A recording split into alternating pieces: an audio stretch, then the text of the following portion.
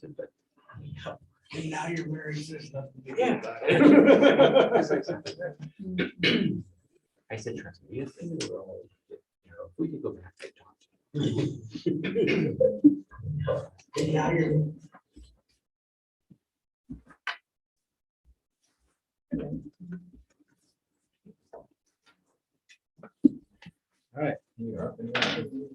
All right, welcome once again to New Testament Times.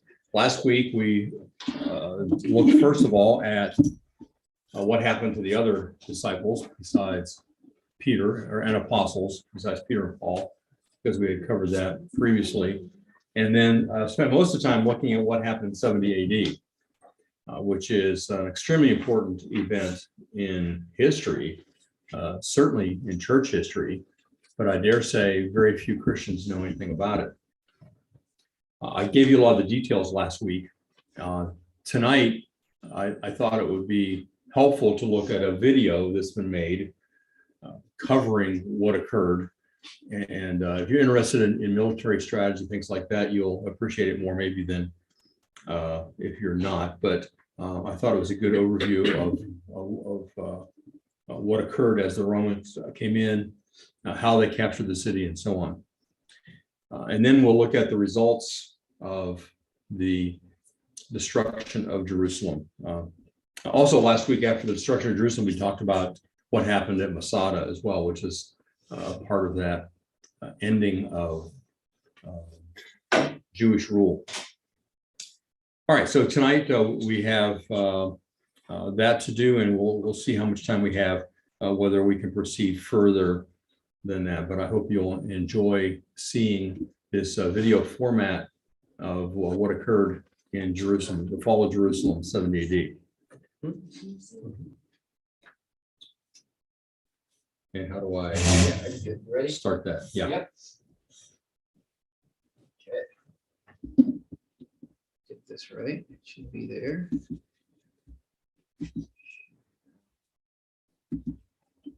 Screen. The siege of Jerusalem was a massive military endeavor, the likes of which had not been seen since the fall of Carthage 2 centuries earlier. Starting in April of 70 AD and lasting nearly 5 months, the battle would be a brutal, no-holds-barred brawl fought over every inch of the city. At stake was the success of the Great Revolt in Judea and the survival of the Jewish people. Roman involvement in Judea first began in 63 BC, when Pompey the Great was drawn into a Jewish civil war and eventually seized Jerusalem. However, the region saw much turbulence during the final years of the Republic and was taken over by the Parthians before legions returned to install the puppet King Herod. Eventually, a series of procurators oversaw Judea, but these largely lacked the competency or military power to impose order. Roman authority was highly dependent on local elites who themselves often lacked the confidence or respect of the Jewish people. On top of this, the population of Judea was divided across lines of class, ethnic, and religious divisions. As a result, the region was highly unstable. Revolutions seemed perpetually around the corner. In May of 66 AD, rioting amongst the people was met by the heavy-handed overreaction of the Roman procurator Florus, who only further incensed the situation by plundering southwest Jerusalem and killing 3,600 people. As the situation escalated, reinforcements soon arrived from Caesarea, only to be driven out by a rebellion that now spread to the entire region. Jerusalem was taken by Jewish rebels, while Roman strongholds were eliminated in Judea and Perea.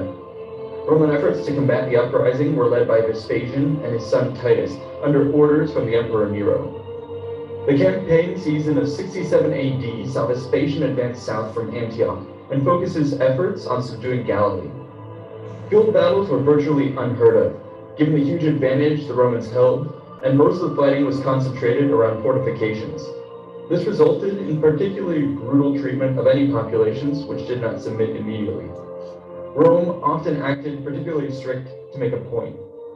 During the 68 AD offensive in Judea, for instance, cities downstream of the Roman army learned of their approach not by messengers, but by the arrival of bodies floating down the Jordan River. The campaign ground to a halt with the news of Nero's death. The anarchy that followed was known as the Year of Four Emperors and included a bid for power by Vespasian on July 1st, 69 AD. By the summer of 70 AD, he had come out the victor and set sail for Rome to claim his prize. Titus was left in command of the Judean campaign with instructions to put an end to the Jewish uprising. This, of course, meant the long-delayed assault on Jerusalem, home to the rebel leaders and the heart of the resistance. Titus began the Jerusalem campaign in the spring of 70 AD. His army of 4 legions was assembled in Alexandria and marched north to Caesarea along the shoreline. Supporting his force were 23 cohorts of auxiliary infantry, 8 allied of cavalry, and numerous detachments of local troops provided by the region's client rulers. Historical records seem to claim that this force numbered around 60,000 men. These estimates imply that the core legionary troops made up around 35% of the army, the auxiliary troops about 32%, and the remaining local forces about 33%. Such a high proportion of local troops does raise some doubts on the accuracy of our sources. However, we may speculate that local rulers were eager to donate men to the war effort in a political bid to secure Rome's goodwill amidst a bloody revolt. The Roman commanders themselves may also have been eager to have additional troops at their side. While the local forces were surely not as reliable as the crack legionaries, they could take on many responsibilities of the army and thus free up the elite troops to do what they did best. This would be especially important in the upcoming siege of a city as large and well fortified as Jerusalem. The Roman forces approached Jerusalem in separate marching columns due to the security and supply constraints of the Judean hill country. Titus led both the 12th and 15th legions by the most direct road, while the 5th Macedonica approached via Emmaus, and the 10th Fretensis approached via Jericho. On April 23rd, the lead units of the 12th and 15th legions arrived on the hills to the north of the city. That night, the 5th Macedonica arrived, and by morning, the rest of the army entered the battlefield. Before them lay the great city with gleaming temples and stout battlements. The city of Jerusalem is surrounded on 3 sides by steep ravines. To the east lies the Kidron Valley, to the west, the Gihon Valley, and sweeping around the south is the Hinnom Valley. A series of hills surround the area, including the famed Mount of Olives to the east. Ancient Jerusalem itself was built atop several key topographic features. The city incorporated 2 spurs of land with the Turopaean Valley in between. Atop the eastern spur stood the Temple Mount and the Antonia Fortress. The heights of the western spur were occupied by the elites who had built the upper city during the Hashmonean and Herodian periods. In the middle of these 2 areas sprawled the more ancient and crowded lower city, which held most of the population. Both the upper and lower cities were enclosed by a wall, which was anchored on the flank by the massive fortifications around the Temple Mount. Inevitably, the population outgrew its bounds, and the second city was developed north of the first wall. This exposed position was soon surrounded by a second wall, which ran from the Antonia in the east to the Genoth Gate in the west. By the 1st century AD, yet another suburb had sprung up to the north, known as the New City. Once again, expansion necessitated fortifications, and in 41 AD, Herod Agrippa commissioned the construction of the 3rd wall. This was an ambitious project with massive stone blocks meant to enclose a large area. It seems that the scale of the defensive works raised some suspicion amongst the Romans, who forced their client king to abandon the project before its completion. Over the course of the Jewish revolt, however, the people of Jerusalem managed to put the finishing touches on their 3rd layer of battlements. By the time the legions arrived outside Jerusalem, the walls had been raised an additional 9 meters, and a series of square towers were built projecting outwards. The combination of tough terrain and stout walls made for a formidable 3-layered defensive network. Additionally, the maze of narrow streets between the fortifications could be easily blockaded, while numerous underground water and sewage passages meant that defenders could emerge from any direction for a surprise attack on intruders.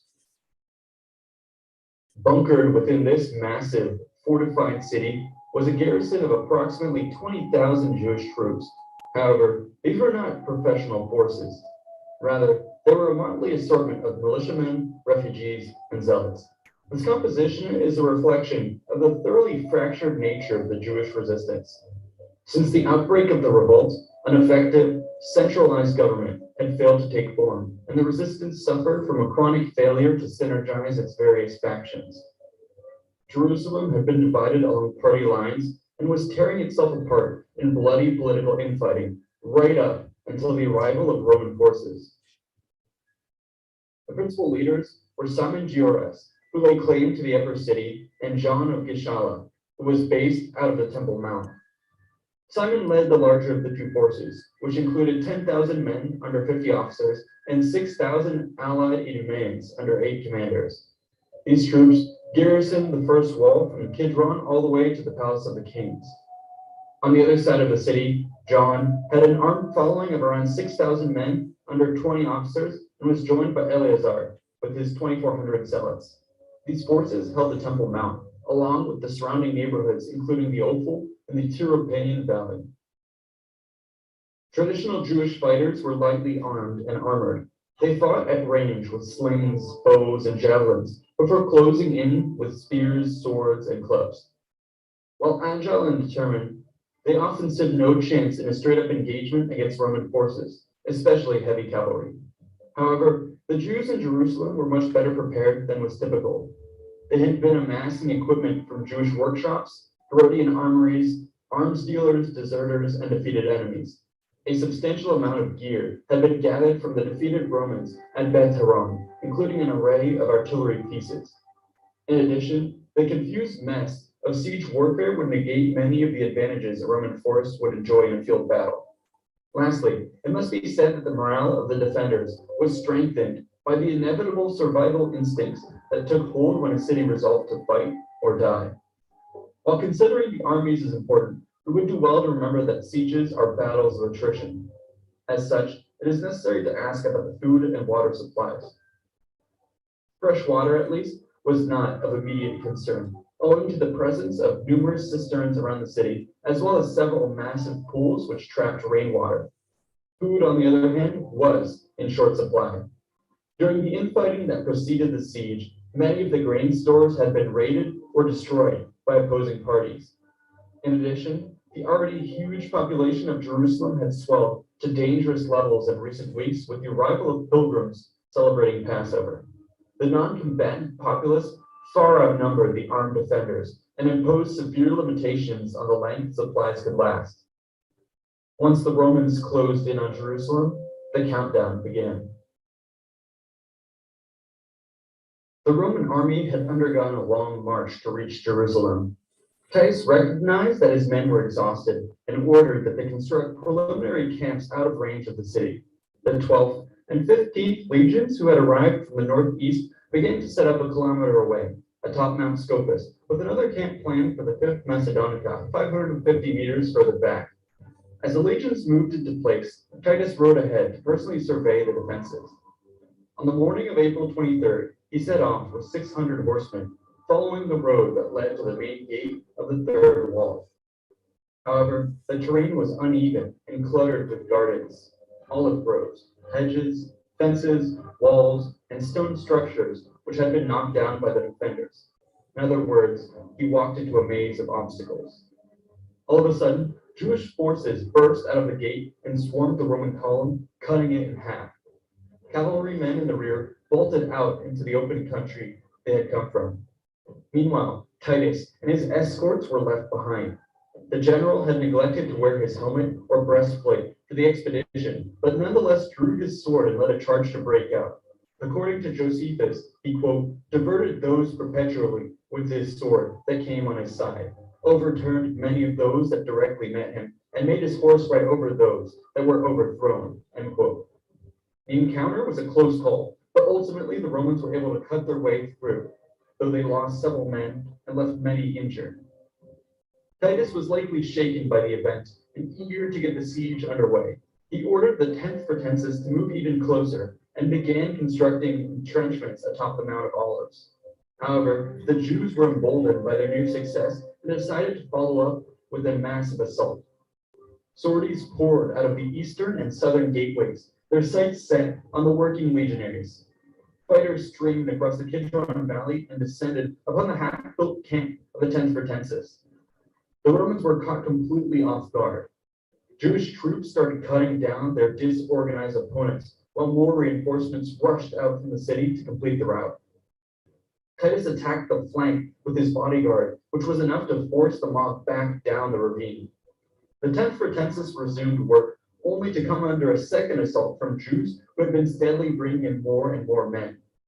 This ferocious attack overwhelmed the Roman force on the low ground. Many of the soldiers fled to the heights, while Titus and a band of troops attempted to hold the line.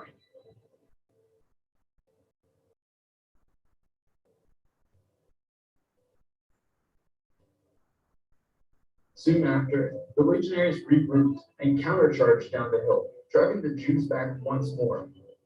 In the ensuing lull, the camp fortifications were finally completed.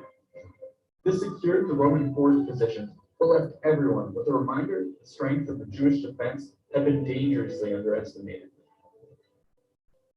In response, Titus now took precautions against further counterattacks. He posted cavalry divisions to deflect attacks and ordered that the ground between the Roman camps and the walls be cleared of all obstructions. This meant cutting down trees, flattening hedges, filling in ditches, and destroying rock projections. This had the dual purpose of removing any cover for Jewish sorties, as well as preparing the ground for siege works. The Roman army had effectively rolled up its sleeves. It was time to get to work.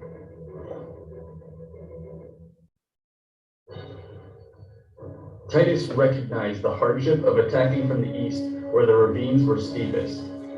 As a result, he decided to focus on the western flank of the third wall. The 10th Fretensis.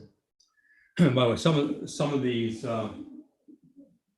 pictures that were drawn when the Jewish soldiers were coming out, kind of showing them coming out on flat ground. But the Kidron Valley, which runs along here, is very steep ravine. So it is not just flat ground there. They mentioned them cutting down the trees over here, Mount of Olives area, in order to prevent cover for Jewish, basically guerrilla warfare there, or raids by them. And so if you go to the Mount of Olives today, it's called the Mount of Olives because of olive trees. But there are no olive trees there from the time of Jesus. The olive trees that are there now have grown since, because the Romans cut them all down. So the garden where Jesus liked to go and where he spent his last night before the crucifixion in the Garden of Gethsemane, which was on the Mount of Olives, was denuded of all the tree life. Any other comments or questions so far? Jerusalem was a pretty well fortified city. And you wonder if they didn't have so much fighting between factions of themselves, what they might have been able to accomplish. But they weakened themselves through all the infighting. And then, of course, having an extra few million people there for Passover didn't help any either, because there's a lot more mouths to feed. This was left to hold the Mount of Olives while the 3 remaining legions were redeployed. The 5th Macedonca built a camp 400 meters west of the western gate, while the 12th and 15th legions established themselves opposite the Sophimus Tower. Artillery positions were now deployed with their sights set on the city. Under their covering fire, each legion began constructing an earth and timber ramp up to the third wall. Jewish projectiles rained down from above, and attack parties slowed construction at all times of night and day. However, the concentrated might of the 3 legions with artillery support proved too much.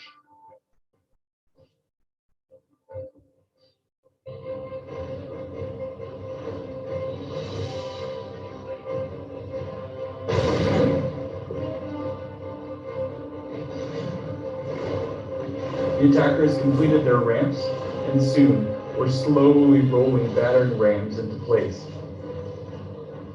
The thudding of the rams signaled progress for the Romans, but also served as a rallying cry for the defenders.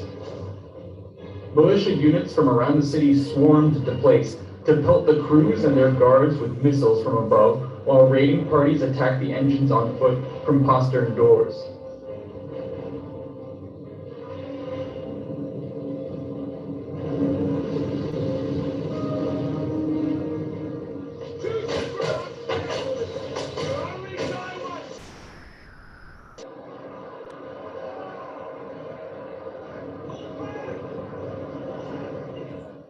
Brave defenders fought their way up to the ram's protective sheds and were poised to destroy the equipment before Titus led a cavalry attack to drive them off.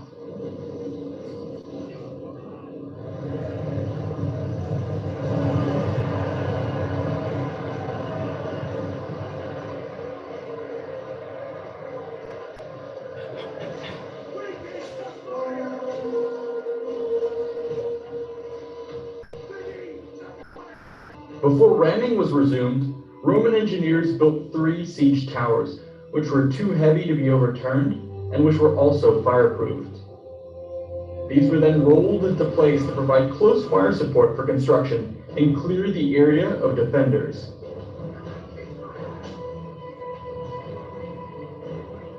On the 15th day of the siege, the rams broke through the 3rd wall.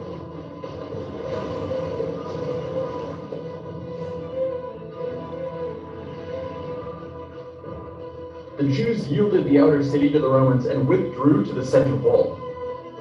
Titus was eager to keep the momentum rolling and established a camp in the heart of the new city, tearing down many structures in the process. The rams were now brought into position once again and targeted the central tower gate. Within 4 days, a breach was formed.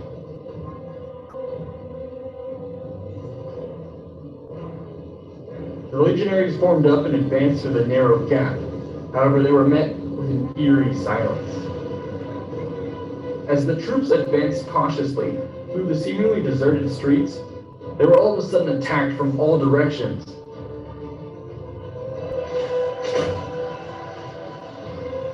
The trap was now sprung, and Jews began unleashing barrages of missiles into the dense infantry clusters. At the same time, hidden run parties attacked any exposed troops who had strayed too far from the main body. In shock, the Romans attempted to retreat back through the breach, but found that it was so narrow that only a few men could get through at a time. This choke point was a prime target for the bowmen and slingers of the defenders. Roman archer units were brought up to provide covering fire and eased up enough pressure to allow for a withdrawal.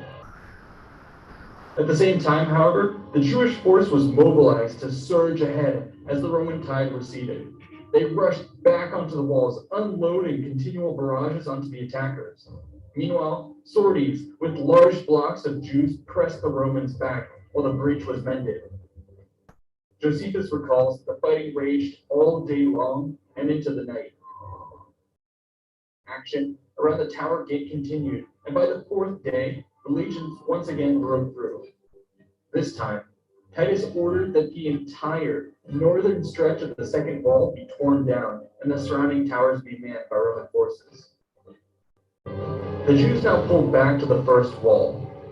This was part of a deliberate plan to carry out a fighting retreat against the Romans, conserving Jewish strength while maximizing their damage.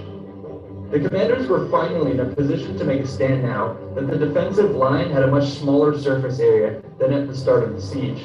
This meant that the outnumbered Jews could far more readily concentrate forces and rebuff attacks. At this point, overall command of the defense had been granted to Simon, who held the first wall along the northern side up to the royal palace. John's Galileans and Zealots held the Temple Mount and the Antonia fortress on the eastern edge of the line. The legions advanced into the second city.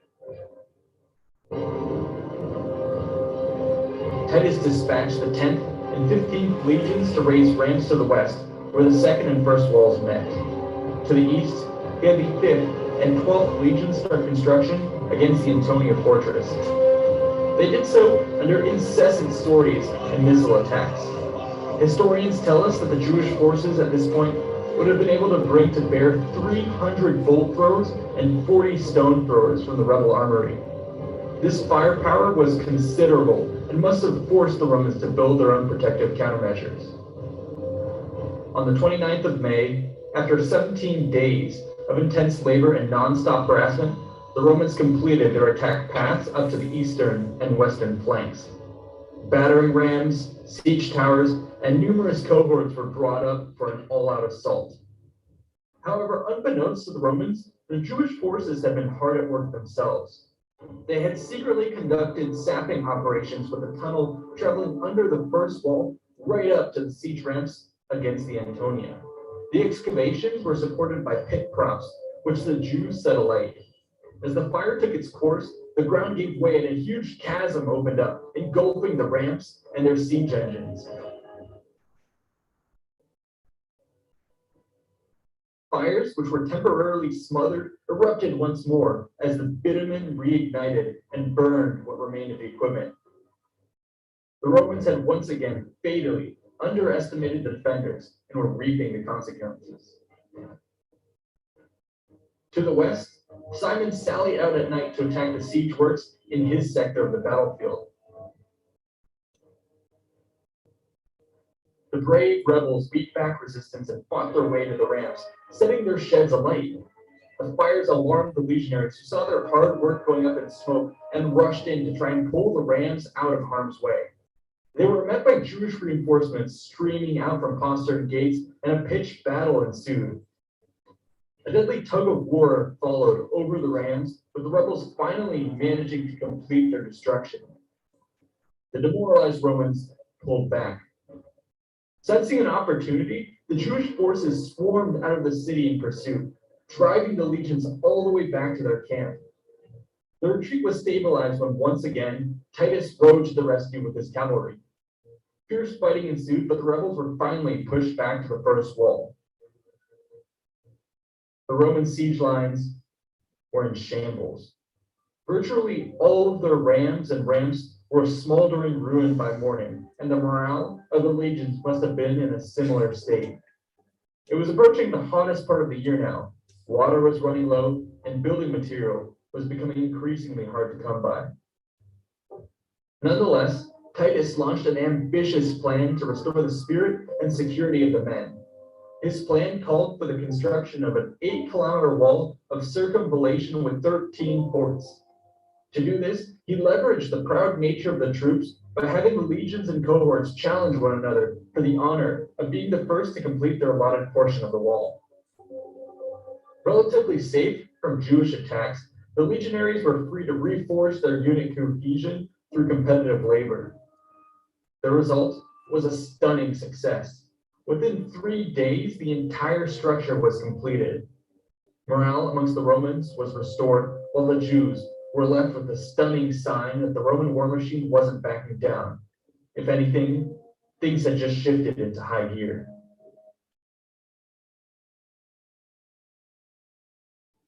With the completion of the wall of circumvallation, the noose around Jerusalem was finally pulled tight. Previously, citizens had been able to slip out at night to collect supplies from the countryside, but now this proved impossible. Any rebels caught outside the walls were crucified as a terrifying example of Rome's wrath, while even those who defected willingly were often gutted by troops who believed their stomachs would be filled with precious items ingested for concealment. Inside, the food situation rapidly deteriorated. The defenders were reduced to eating pets and boiling hay. Disturbing reports also mentioned instances of infantile cannibalism taking place. Now, in the 10th week of the siege, Titus ordered all forces to concentrate their assault on the Antonia fortress. The full-scale assault began with the mobilization of archers and artillery to suppress the walls, while 2 battering rams moved into position and men armed with crowbars took aim at the foundation blocks of the towers.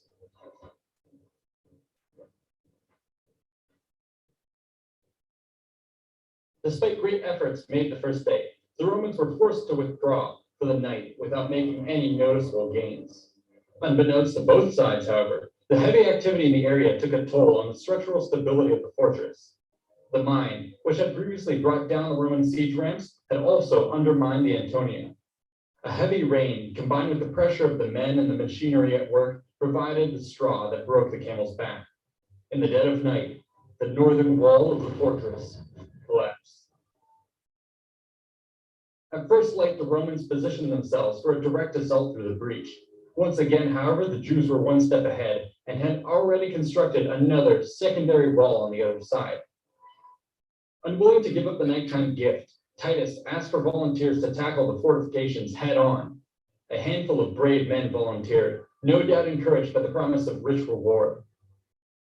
This gang took heavy fire as they ran up to the barricade, but managed to scramble over the top. The attackers proved too few, and with no reinforcements on the way, were inevitably slaughtered. The failure of this mission in full sight of the Roman army sapped their will to fight. A tentative stalemate ensued. 2 days later, in the early morning, 24 enterprising Romans, including a standard bearer from the 5th Macedonica and a trumpeter, decided to attack on their own initiative. The men silently climbed the ruins of the Antonia fortress and slit the throats of the sentries. With the barricade now secured, the trumpeter sounded a signal. This blast within the walls threw the Jews into a panic as they jolted awake from their sleep. Imagining that the entire Roman army was upon them, they fled to the Temple Mount. Meanwhile, the Roman command was equally confused, but knew something had to be done. Titus, along with his officers, collected picked men from the units and immediately set them towards the sound of the trumpet. When the Jews realized that the Romans were not hot on their heels, cooler heads prevailed and they rallied. Militias streamed into the courtyard as it soon became apparent that the real Roman forces would now certainly be on their way. If they gained a foothold in the sanctuary, all was lost. Both sides realized that this was the case and plunged into the darkness towards the passages linking the Antonia to the Temple Mount. Brutal fighting occurred in the close quarter confines that dragged on for nearly 10 hours. In the end, the fury of the Jews, fed by constant reinforcements, prevailed over the Romans, who sounded the retreat, thus ending the first battle of the Temple. Titus ordered the men to raise the Antonia on his side of the battle lines, and within a week was ready to renew the attack. 7,200 legionaries, picked from 30 of the best troops from each century, were mustered at night on July 17th. These men silently shuffled towards the ruins of the Antonia for a surprise attack. Jewish sentries, however, picked up on the advance and sounded the alarm. In some areas, Roman forces were able to cut their way past the previous week's high water mark. However, in the obscurity of the night, chaos reigned. This was made even worse by the fact that the rebels had equipped themselves with captured Roman gear to the point that many legionaries and Jewish units ended up bumping into and fighting friendly forces. The combat was so confused that it proved virtually impossible to capitalize on any gains either side made. When the sun eventually began to rise, some degree of order was finally restored. Josephus reports that both sides now separated and drew up into ragged battle lines at the edges of the sanctuary's northern edge. Missiles began to fly, and a savage pitched battle developed. Titus attempted to orchestrate an organized attack, but the tight confines again rendered this futile.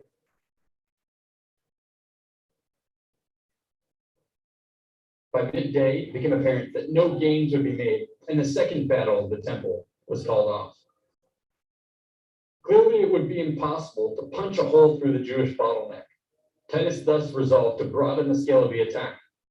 In the peak of the summer heat, he ordered 4 more ramps to be built against the northwestern corner of the Temple Mount. In response, the Jews massed their missiles at the walls and sent forth continuous waves of skirmishers and sorties to harass the work crews. Nonetheless, the legions steadily made progress. With the works nearing completion, the defenders tore down the northwestern corner of the temple colonnade, severing connection between the defensive parapets and the remaining elements of the Antonia. This effectively removed a key avenue the Romans were hoping to use as an attack route. At the same time, a major sally was attempted against the Roman wall of circumvallation at the Mount of Olives. Though unsuccessful, this assault once again attested to the boldness of the defenders. A cornered beast was certainly a force to be reckoned with. On the 27th of July, Roman work parties building a ramp against the broken end of the western colonnade spotted an opportunity. It appeared that Jewish activity on the other fronts had caused a withdrawal of defensive forces in the area. The legions rushed forward with ladders for an immediate assault by escalade. Hundreds of troops now swarmed onto the undefended walls, with many more following behind them. However, the Jewish retreat had been a trap. In the previous days, they had secretly filled the rafters with dry wood and bitumen, which they now set alight. The entire sector of the wall burst into flames, with the Roman assault troops caught in the inferno. This occurred in sight of both armies and provided a tremendous morale boost to the defenders. The Romans proved wary of another escalated assault and instead tried to breach the walls with rams and picks. For days, they worked around the clock in relays to undermine the defensive fortifications. They did so under a continuous bombardment of missiles and harassment. Eventually, several huge blocks were pried loose, but the thick construction of the Temple Mount defied all attempts at destruction. Titus must have been unimaginably frustrated. Desperate for results, he ordered another storming of the walls. The results were predictably bloody. Roman troops climbing the ladders were dangerously exposed. Many found themselves toppled in their attempts to scale the walls, while others finally managed to reach the top under continual artillery and archer covering fire, only to be left isolated. Those that did make it up were vastly outnumbered and slaughtered. Roman centurions resorted to throwing legionary eagles onto the walls in a bid to motivate the proud soldiers to retrieve them. However, even this desperate measure proved fruitless and only resulted in the death of even more bullheaded attackers. The increasingly costly assault was abandoned. Rather than abandon all hope, Titus made preparations for yet another attack on the temple in the beginning of August. The objective would be to finally push through the bottleneck at the Antonia and move out onto the open spaces of the courtyard, where the legions would gain the necessary space to fight effectively. Archers and artillery were massed in and around the ruins of the Antonia. These began to target the defenders holding out at the north end of the temple complex. Once they had cleared, Roman troops burnt out and tore down the entire northern colonnade. This would allow the attackers to deploy along the entire width of the plaza, while at the same time stripping away a crucial Jewish defensive position. While the northern battlements were now destroyed, sight lines were opened up onto the other flanking battlement positions. The defenders stationed here found themselves dangerously exposed and were forced to pull back. The Jewish line of defense was reformed and now cut across the center of the Temple Mount, with the temple itself serving as a central bastion. It is around this time that the gravest of ill omens took place. This spiritual crisis involved the daily sacrifice of lamb to Yahweh. Like clockwork, the priests had upheld the holy rite of Tamid amidst the bloodshed and starvation of the siege. But on the 5th of August, the last of the sacrificial lambs ran out. Now, at the height of the siege, with the Romans advancing, the Jews lost their connection to God. The stage was now set for a fight over the very heart of Jerusalem, the Temple Mount. The left end of the ragged Jewish line was stationed at the western gate with access to the upper city. The right flank was anchored on the opposite side of the colonnade at Solomon's portico. The center of the line ran through the temple and its inner court. The Romans held the north, the Jews the south. Both sides were prepared for a fateful duel within the enormous gladiatorial arena that was the Temple Mount complex. In the center of the battlefield was the linchpin of the Jewish defenses, the inner temple. Just like the Temple Mount, the temple was surrounded by a wall with wide fighting platforms atop a series of perimeter colonnades. The eastern half of the compound was known as the Court of Women. This was then connected to the western half by another wall and the Corinthian gate. On the other side lay the Court of the Israelites, and beyond that, the Court of the Priests. At the very end lay the Holy of Holies, a 45-meter tall, white marble edifice adorned with enormous golden gates and topped by golden points. This was said to be the very house of God, in which only the high priest entered on the Day of Atonement. In fact, the entire inner temple was normally off limits to all but a select few. Extraordinary circumstances, however, call for extraordinary measures, and the holy spaces today were packed with defenders. Despite being exhausted and on the verge of starvation, the Jews attacked at dawn on August 9th.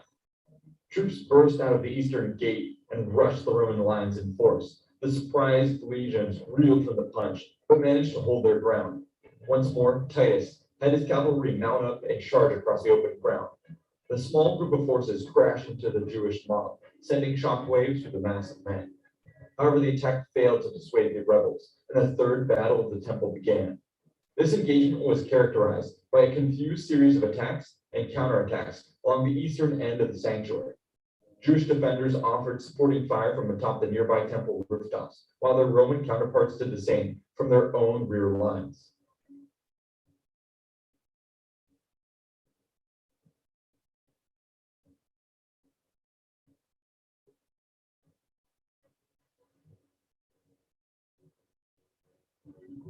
The fighting raged on for several hours. before subsiding into an uneasy stalemate.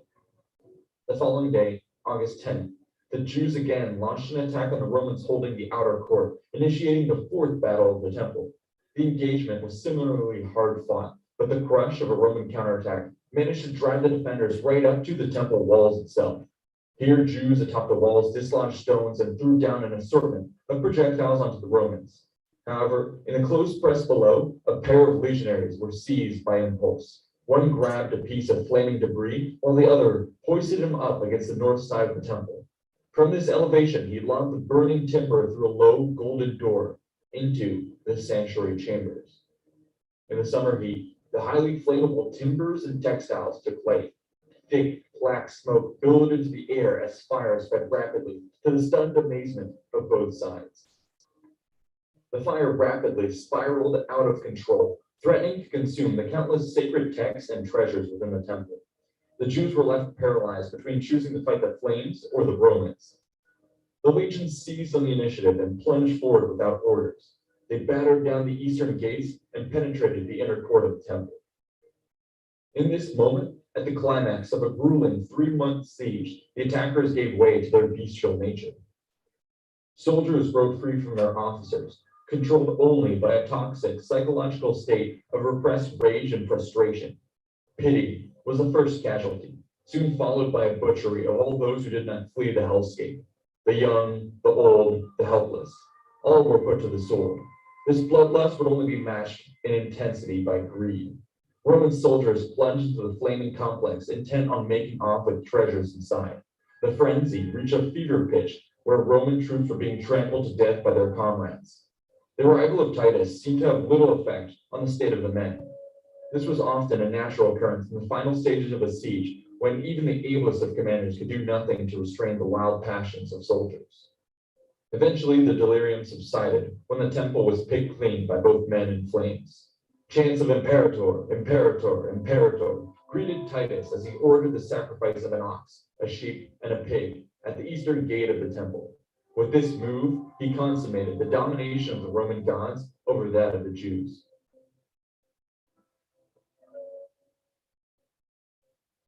Though the Temple Mount had fallen, Jewish resistance in the rest of Jerusalem had not. Simon's militia and those who had escaped the smoldering ruins of the temple regrouped atop the entrenched positions in the upper city and Herod's palace. From here, they faced off against the legions across the Tirapane Valley. A parley was held atop a bridge linking the two sides. The Jewish commanders, Simon and John, attempted to bargain for their free passage out of Jerusalem. Titus, however, was emboldened by his recent victory and demanded no less than an unconditional surrender. When talks broke down, the legions were unleashed on the lower city in a demonstration of force.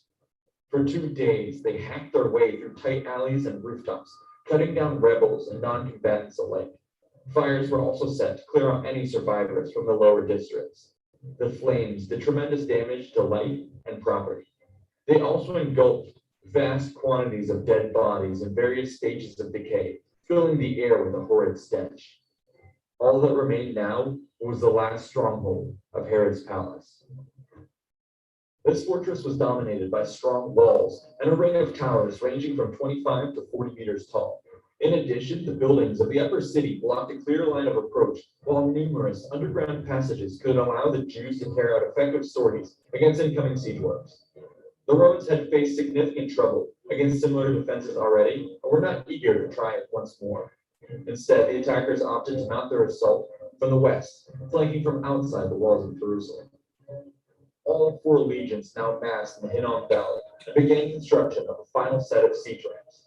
Allied and auxiliary troops within Jerusalem also set to work on their own platforms against the upper city, located at the viaduct, the gymnasium, and Simon's Tower. Resources and manpower for the Romans were extremely sparse. This delayed construction to a degree, but the projects were inevitably completed by the end of 2.5 weeks. On September 7th, the Romans were able to bring up the remaining rams and begin battering down the walls. The Jewish forces at this point were so weakened that for the first time, they did not lead sorties out against the siege equipment. Defenders attempted to offer resistance from atop the walls, but were easily swept aside by mass fire of Roman projectiles. Sections of the western wall began to crumble. Legionaries punched their way through the breaches against a defensive force that was quickly disintegrated. It seems that the reality of a final defeat swept in with the Roman troops and captured the battlements more quickly than any sword could. The high towers of the Hippicus, of Phasael, and Miriam were all abandoned as survivors either gave in to the inevitable or went to ground. The Jewish leaders, along with groups of dedicated fighters, ran in all directions, desperately seeking to find a way through the Roman lines. Many were caught by Roman street patrols, while others resorted to crawling through sewers or even attempted to tunnel their way out of the city. In the end, both Simon and John were captured alive. They, along with 700 other young men, would be sent to Rome to be put on full display for the eventual triumph of Titus. All remaining males of the age of 17 and above were shackled and sentenced to death, either in the mines of Egypt or in the gladiatorial arenas around the empire. The women and children were taken to the slave markets. All told, we have no accurate figures for how many lives were extinguished or enslaved as a result of the sacking of Jerusalem. Josephus would have us believe that over 1.1 million were killed, while Tacitus offers a more plausible 600,000. These numbers both seem wildly inflated, but may be an indication of the carnage that took place when Titus resolved on destroying a highly populated city filled with refugees and pilgrims. We have only to look at the modern sieges like Stalingrad to imagine the horrors which befell the numerous non-combatants trapped within the walls. Back in Rome, Emperor Vespasian was busy preparing the stage for the honorable return of his son. The victory at Jerusalem warranted a triumph and would be used as a centerpiece for the legitimization of the Flavian dynasty. When the time came, Titus would parade down the streets of Rome atop a chariot at the head of a procession glorifying the conquests in the east. Soldiers and captives marched down the streets in full regalia alongside floats depicting dramatic scenes from the campaign. Vast amounts of treasure were also on display, including the great seven-branch menorah. The crowning moment of the festivities involved the flaying and ritual strangulation of Simon Gioras, who had served as the overall commander of the Jewish forces during the siege. While the revolt may have been symbolically crushed, Jewish resistance would burn on until the final Roman suppression of Masada in 73 AD. Though this would bring about the conclusion of the first Jewish revolt, there would be several more to follow, each with increasing levels of devastation. The siege of Jerusalem stands out as one of the most brutal examples of classical era total war since the fall of Carthage 200 years earlier. Humans did this. Hundreds of thousands of babies, cradled by mothers, grew up through millions of unique experiences only to find themselves all at Jerusalem. Each of their stories worthy of its own novel, unraveled one way or another over these 3 months and have, through the great filter of history, been reduced to a reference in this very sentence. I don't think you or I or our species has the capacity to truly understand this. In the end, perhaps all we can do is take the time to pause and reflect. As we do this, we can, in a way, commune with our ancestors who did the same. At Carthage, for instance, it is said that Scipio Melianus weepingly looked over the flames which engulfed the city, imagining that one day such flames would be seen over Rome itself. At Jerusalem, we can imagine that Titus was also seized by similar thoughts. Today, I am sure, we can also bow our heads humbly and reflect upon the destruction we reap across the world, which may one day return to our own homes.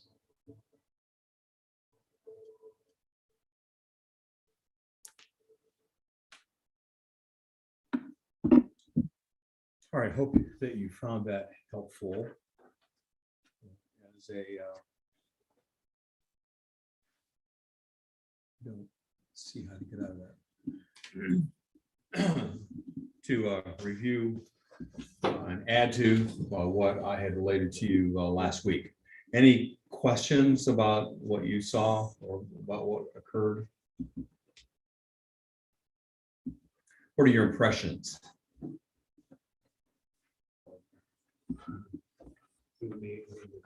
Total the death. Yeah, the number of people that lost their lives.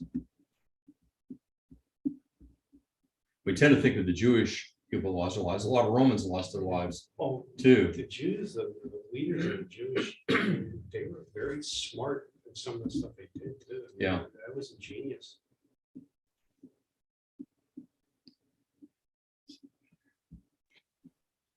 What I thought of is when Jesus swept over Jerusalem and cried, "Oh, Jerusalem, Jerusalem, how often I would have taken you like a hen takes her chicks under her wings," and how he foresaw this was going to happen because they rejected him. In fact, one of the things I think I failed to bring out last week is that during the time when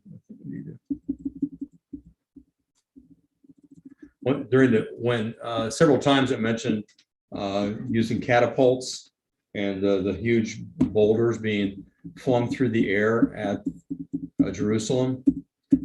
Josephus points out that those that were inside witnessing this, because the rocks used in the catapults were of local limestone from the area, and as the sun hit those big rocks, boulders coming at them, glinted the sun, that someone cried out, "It's the sun," S-O-N, reflecting on the fact that Jesus had said that Jerusalem was going to be judged.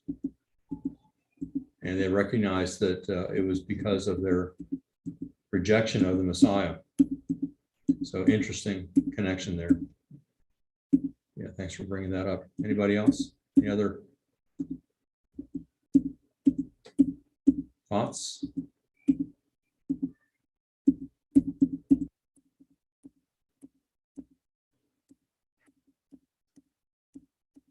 Those who weren't here last week, if you read quickly.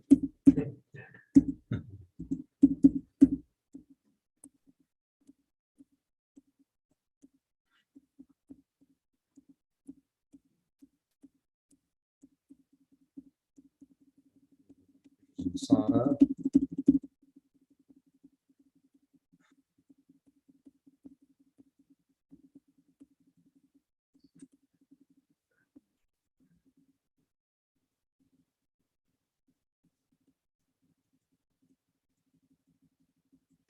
And next, we're going to look at what are the results of all this. I've stated several times that this is one of the most important there we go, events in history.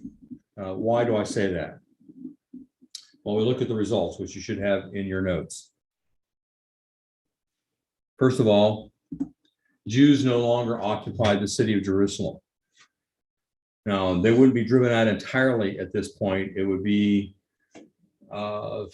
some years later, I think it was in the 160s maybe, that another revolt occurred. And at that point, Jews were barred from being inside the city, but essentially they're driven out. You think back to when we discussed the exile from that Babylon brought, and when Nebuchadnezzar destroyed the city of Jerusalem and destroyed the temple at that time and took the Jewish people into exile, of the terrible lamentation that brought about concerning their city and their temple. What are we going to do now? Well, the same thing is true here once again. What are we going to do now? We have no temple. We have no city. And those that weren't killed that were in the city, as you heard, were taken away into slavery. So the Jews are no longer in control of the city of Jerusalem. Do you remember some of the groups that we talked about, the religious groups that were around at the time of Jesus? What were some of those? The different religious political party type, religious parties, you know them. I don't want to give you too easy of a time. Who are some of the religious groups that confronted Jesus? The Sadducees and the Pharisees. Sadducees, And those off branches. Pharisees, Zealots. Zealots, right? And who was the P guy? Herodians or what think about? I don't know. Who we had? Who are those that were totally comfortable with cooperating with Rome? Following the lead of the king who built the temple. No, the king who claimed to be a king of the Jews, who had built the temple. Herodias. Herodians, following Herod the Great. And there was one group that's not mentioned in the Bible that we also talked about that isolated themselves in desert communities. The Maccabeans. Now, Maccabeans are the ones that restored Israel against the Greeks back in between the Old Testament and New Testament. But in New Does that one Testament, start with an E? Yeah. the Essenes. Essenes. The Dead Sea Scrolls were discovered in a Essene community. All right, so the four main groups and some subgroups. Well, what happens with them? As a result of the destruction of the temple, there are no more Sadducees. Why would that be?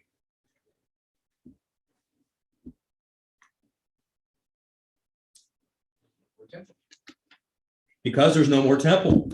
The Sadducees are intricately attached to the temple and everything that happens in the temple.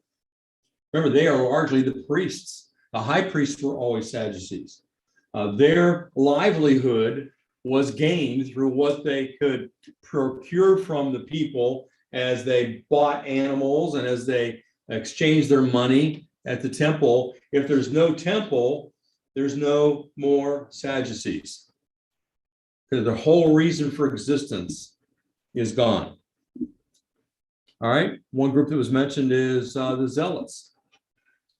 Why are there no more Zealots?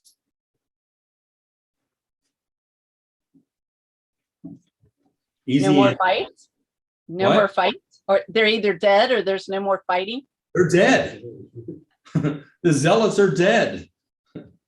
In Jerusalem and the last holdout of Masada, they're all dead or enslaved. So there's no party of Zealots running around Jerusalem. All right, another group that we mentioned are the Essenes. Even though the Essenes had separated themselves into remote communities, when Roman legions went throughout the countryside, they did not ask them their theological preferences. They simply saw them as groups of Jewish men that were a possible threat. And so they destroyed them as well. And so they ceased to exist as a viable political religious party. And it's probably because of the Roman incursions into areas of the Essenes like Qumran that they hid their scrolls in those caves that were later found in the 1940s, because the Romans were coming to destroy them. The Herodians, well, they never were a very large party, but their reason for existence which was survival of Israel through cooperation with Rome and adoption of Greco-Roman culture or Hellenism, died with the destruction of Jerusalem. And so they too ceased to exist as a viable political religious party. Who's that leave? Pharisees. Pharisees. They're the only ones left. Because of their great popularity outside of Jerusalem, throughout the diaspora, the party of the Pharisees not only continued to exist, but became the group that defined Judaism for the next 1800 years. So that anytime after the destruction of Jerusalem, when you talk about the Jews or the Jewish faith, you're talking about Phariseeism. That is Judaism. When you talk about Judaism today, it has to have some reference to the Pharisaic religion. So they're the only ones left. Another result. Any comments on that or questions?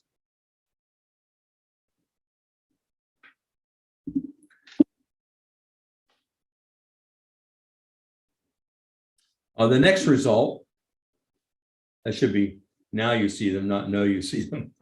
What a typo. Now you see them, now you don't. The Christians did not identify themselves with the rebellion in Jerusalem. And so they fled from the city into the mountains, as Jesus had advised them to do in Matthew 24, and particularly to the city of Pella.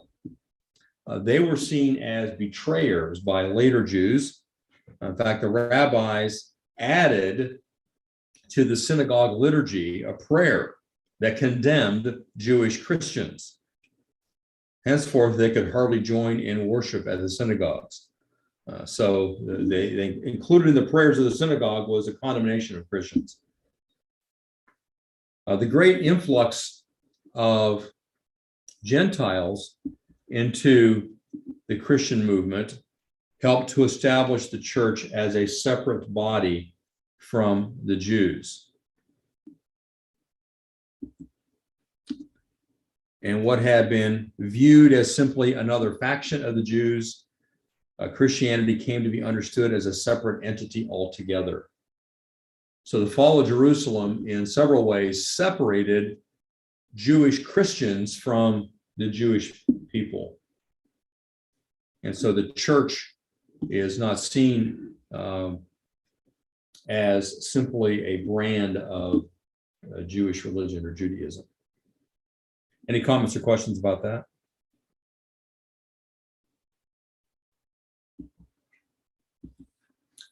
There's one more I don't have on the slide, and that is the fall of Jerusalem.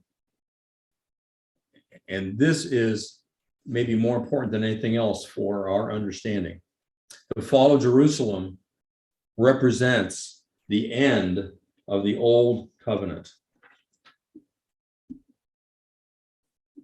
In fact, many rabbis refer to AD 70 as the end of biblical Judaism. The destruction of Jerusalem indeed demonstrated that the kingdom had been taken away from the Jewish nation and given to Christ's followers, as he said in Matthew 21, and provided final testimony to that generation as to who Jesus was. It showed clearly that God was not interested in a physical empire for the Jews. Remember, that's what they all expected. Messiah is going to come and reestablish a Davidic kingdom, a physical kingdom. That's what the Pharisees expected. That's what Jesus' own followers expected. But that's not what Jesus claimed. You remember that Jesus talked about his reign being a spiritual reign. And as reflect on the passages in the Old Testament, the messianic prophecies, it's extending to all nations, not in a physical sense, but it's a spiritual kingdom. Jesus had told his crucifiers that they would see with their own eyes something which would vindicate his claims to be the Messiah in Matthew 26. That vindication came in AD 70 when the Jewish nation was destroyed. And so, in a sense, you can look at the death and resurrection of Jesus as being the initiation of this new covenant that he was establishing by his blood. As he said to his disciples, this is my blood of the new covenant in the Last Supper. And then we have the initiation of the church at the day of Pentecost, but God gives 40 years for transition from old covenant to new covenant. So even though the new covenant had come into effect, the old covenant was still in existence until God destroys the temple. And at that point, from that point on, there is no possible way for anyone to keep the old covenant. You see? That's why it's so important. Any comments or questions about that aspect? I have a question. How did the Pharisees escape? And there was another one that popped in my head. Oh, and do all Jews now trace their line, although they can't, back to the Pharisees then? Theologically, yes. The Okay. Pharisees survived because their influence was scattered throughout the Roman world, whereas these other groups were limited primarily to Jerusalem by one reason or another. Does that make sense? The Pharisees, you can find Pharisees all over the Roman world. You wouldn't find Sadducees. You'd find them only in the temple, or maybe living somewhere else, but coming into the temple as a priest. Herodians, there weren't that many of them anyway. Zealots, they were in Jerusalem fighting. So the Pharisees are the only ones that escaped because they were not all there, and their influence was scattered throughout the Roman world. So that any Jews after that identified with the Pharisees because there's no other group to identify with. And secondly, we could say they identified the Pharisees because the Pharisees offered something that represented their religion, in that they were not tied to the temple and the sacrifices there. And they could offer a keeping of the law. And if you talk to any rabbis today and ask them, what do you do instead of sacrifice? And they'll basically look at asking for forgiveness, praying for forgiveness as prayer, because there is no more sacrifice. So basically, the Jews that did escape, they ended up making little clusters around what Pharisees were out there, so that they had their community, and that's how they were. We got the remnant. Right, and remember, the Pharisees were highly respected throughout the diaspora anyway. So when there's no one else left standing, the Pharisees become the natural leaders. They could, because they already were leaders, and there's no one else.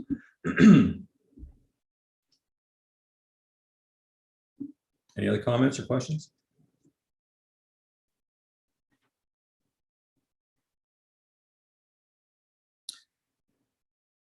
All right, next week we're going to move on with what happens after this in what's called the Age of Shadows, from AD 70 to 100, when Vespasian becomes emperor, followed by his son Titus.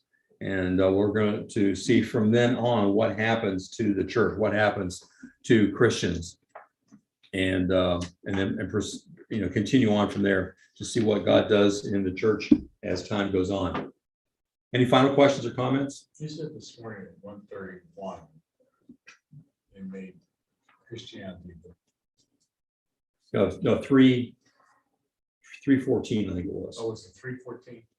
Okay. I think that was the year of the Edict of Toleration. That's right. That's right. 315. I may not have the exact date. Right, John and Peter write their epistles in relation I believe that everything was written before 70. before. Yeah. If anything had been written after 70, they surely would have mentioned the destruction of the temple. That would have been prime reason for moving away from Judaism. And there's the one that's really in dispute is the book of Revelation. But there's been some recent scholarship that I think is very convincing that indicates that the book of Revelation was written prior to 70 as well. That makes John very good man. Yeah. Very good. I mean, he still lived, I think, past this. In fact, who was it?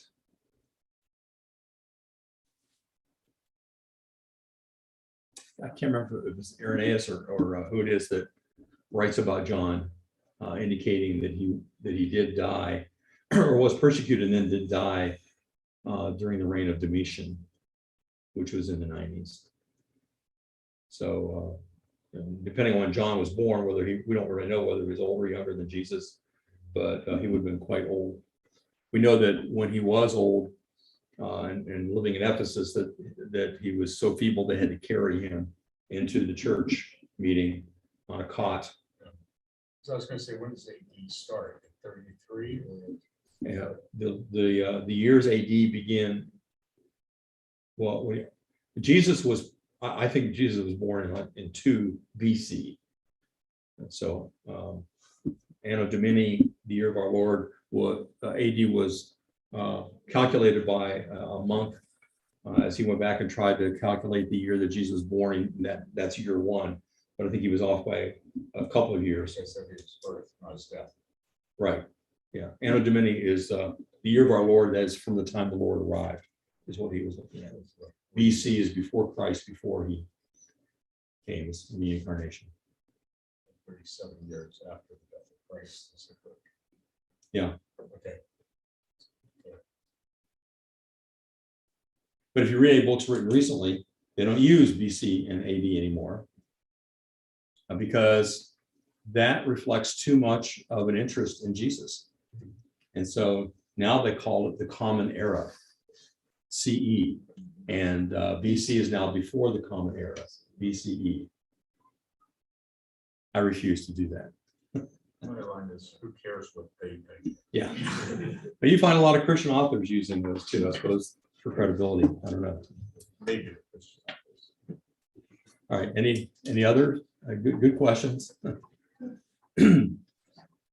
All right. We're going to continue on with looking at things that, again, because most Christians are not taught anything about the history of the church and what happens after the book of Acts. So you're going to be moving into uncharted waters, probably, unless you've done a lot of reading on your own. So hopefully you'll find that interesting and beneficial as you see what God did following this great event in 70 AD. All right, we'll be dismissed tonight. We'll see you next week.